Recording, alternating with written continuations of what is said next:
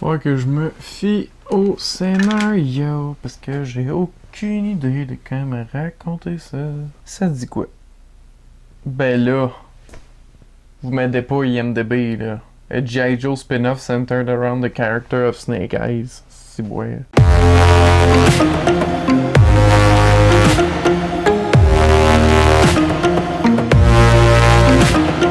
Bonjour et bienvenue à Chuck B Critique. Aujourd'hui, je vous donne mon avis sur le nouveau volet de la franchise G.I. Joe, intitulé Snake Eyes G.I. Joe Origins. This is your destiny.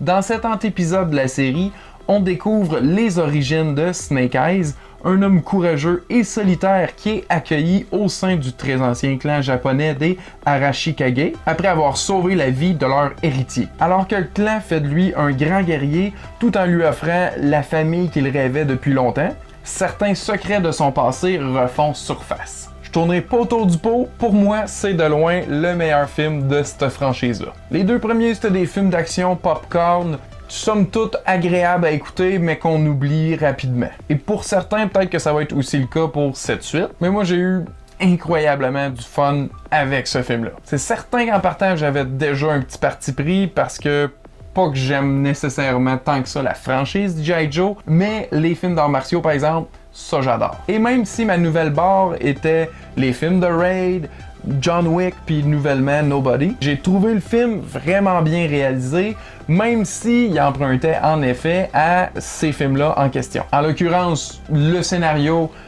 ressemble quasiment goutte pour goutte à The Raid 2, mais c'est un film que j'aime, donc ça m'a pas vraiment dérangé parce que c'est pas vraiment une copie du film, c'est plutôt une copie du type d'histoire.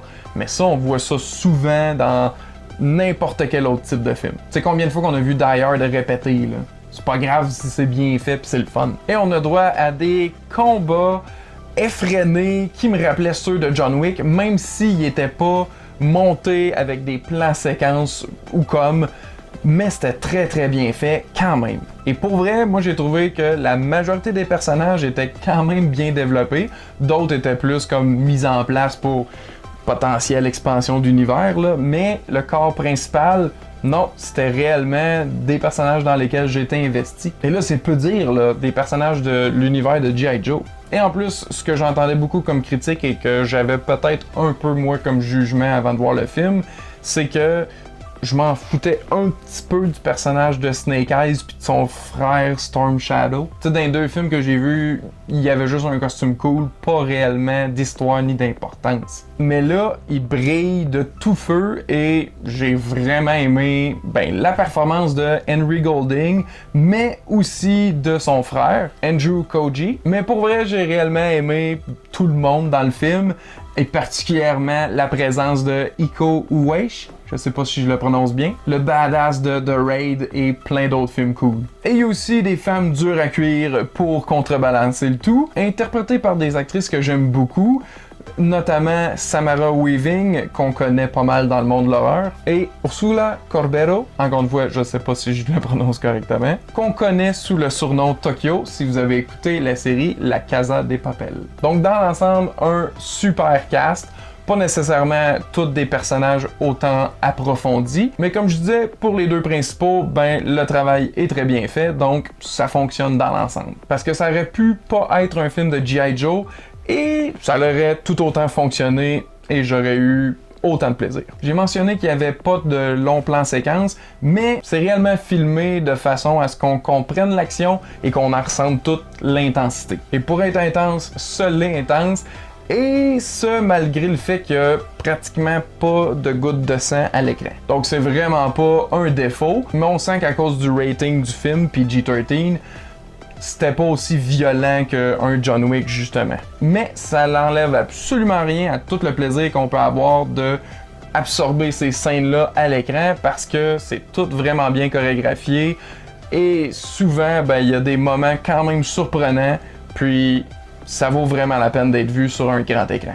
À mon avis, je le vois juste comme le petit frère de ces grands films-là, adultes, très violents, que on peut faire écouter justement à des jeunes un peu plus jeunes et qui vont vraiment adorer ça. J'ai aussi trouvé la photographie assez belle.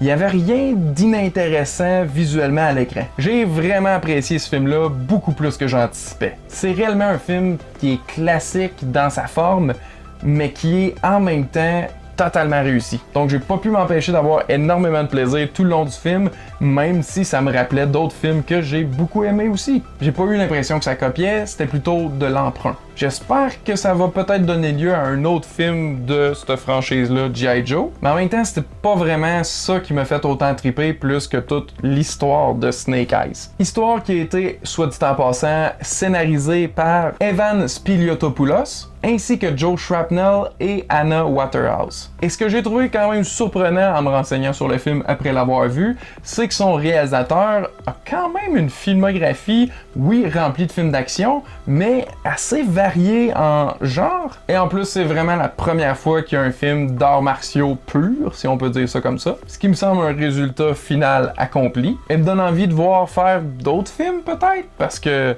non, j'ai eu du plaisir. C'est pas nécessairement le film avec le plus d'originalité dans sa réalisation, mais c'est réellement très efficace ce qui est fait. Sincèrement, boudez pas votre plaisir, même si vous n'avez rien à faire des G.I. Joe, c'est un bon film d'arts martiaux. Tout simplement. À mon avis, en tout cas. Mais à votre avis, est-ce que c'est un bon film ou je me trompe? L'avez-vous vu? Ou prévoyez-vous le voir? Dites-moi ça dans les commentaires ci-dessous. Un gros merci à tous d'avoir écouté. À la prochaine!